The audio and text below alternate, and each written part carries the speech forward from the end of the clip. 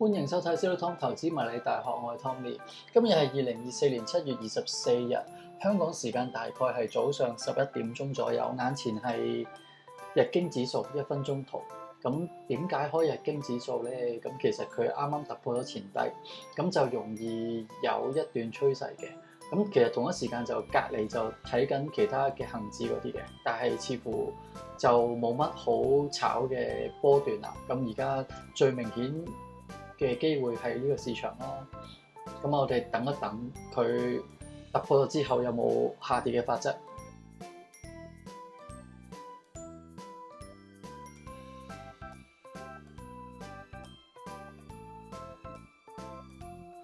咁去到呢個位就賣跌啦，因為咧呢一度回測咗兩次，一次兩次，咁就有動力啦。咁我再等下佢行成點，個止損擺喺大概呢個位左右嘅，高少少下。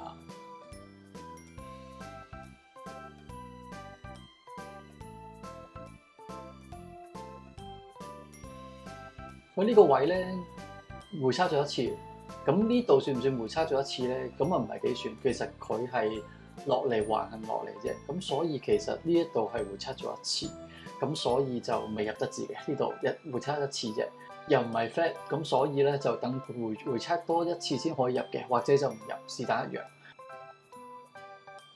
去到呢個位咧出現咗回測咗兩次，所以可以加多注。咁第二注喺度啦，咁就等佢繼續跌啦，因為佢其實都未有反轉嘅任何特徵嘅，咁仍然係睇跌嘅，咁所以可以繼續等，都幾靚。因為有部分朋友咧就問一啲疑問嘅，例如係點差嘅問題。咁你會見到咧，一啲平台係大點差嘅，有啲平台係小點差嘅。其實最後係選擇嚟嘅咋，因為係多點差嗰啲咧，其實佢冇額外收你個 commission 嘅。咁如果你見到好似我呢啲咧，佢小點差咧，其實你每一個交易要另外再俾 commission 嘅，所以其實最後嘅付費唔會少咗㗎。咁你會見到我可能小點差，其實另外要再俾 commission。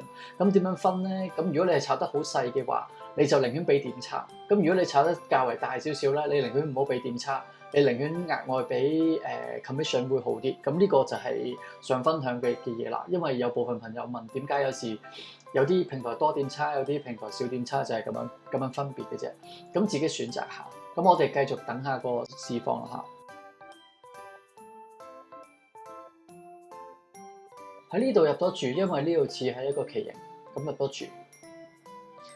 咁入咗3注，咁睇下繼續等啦。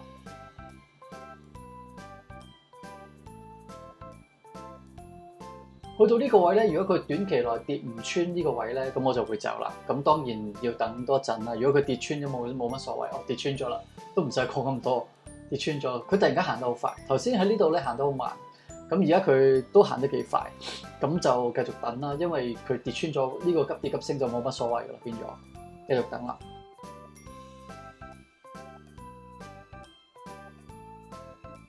都係相同嘅課題，出現咗急跌急升咧。如果佢係短期內唔穿前低咧，咁我就會走，因為佢都兩個都急嘅似乎。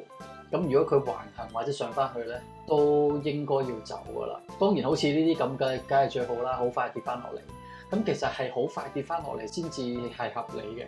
如果好耐都唔跌翻落嚟咧，其實似乎就跌唔到，可能會變橫行，甚至乎上升嘅。咁當然佢橫行我會走，佢升翻去前高咧，亦都會走嘅，是但一個啦嚇。咁咪繼續等一陣。我當然希望佢跌落去啦。咁同一時間另一個畫面咧，其實都係恆指冇乜好炒其實今日，所以係喺呢度等日經啦今日。短炒嘅朋友仔咧，其實同一時間開好多畫面咧，睇下邊個市場有趨勢啊，有行情啊，咁佢哋咪做咯，即係唔係等死一個嘅市場嘅。咁我繼續等下先。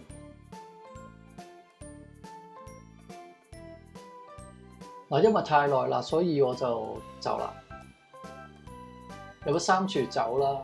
嗱，另外咧喺其他嘅市場咧，譬如金啊、恆指咧，今日就不停擴散啊、收窄啊、橫行咁樣嘅。咁你今日日經幾好炒，咁去到呢時間似乎都跌唔到落去。咁一陣再等下佢有冇咩其他嘅法則。如果佢再跌穿咧，可以繼續睇嘅。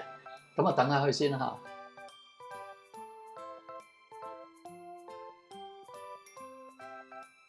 嗱，去翻呢個位咧，佢跌翻去前低。如果佢繼續跌落去咧，咁就可能有得玩啦。睇下佢會唔會繼續跌落去啦。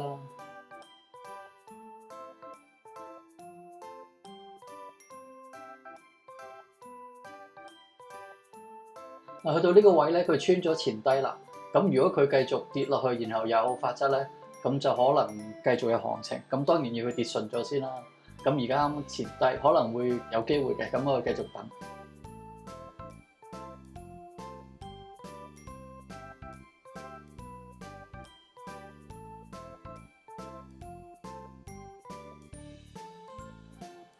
跌穿咗前低啦，咁呢度咧有3次急升急跌，估計咧短期內繼續跌落去。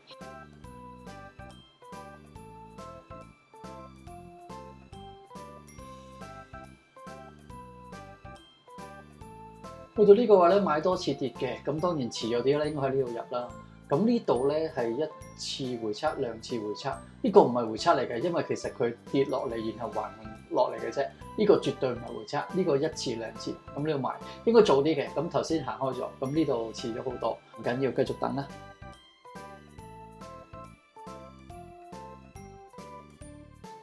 咁去到呢個位咧，呢個 trade 就輸咗啦，因為佢急跌急升，然之後咧其實佢破咗前高。咁所以其實應該一早要走，咁又係走遲咗，咁呢度點都要走，咁所以呢個 trade 就輸咗，咁就繼續睇下啦，睇下會唔會再跌穿啦。如果佢上去就唔玩啦，因為都好硬，睇多陣睇下佢會唔會跌落去。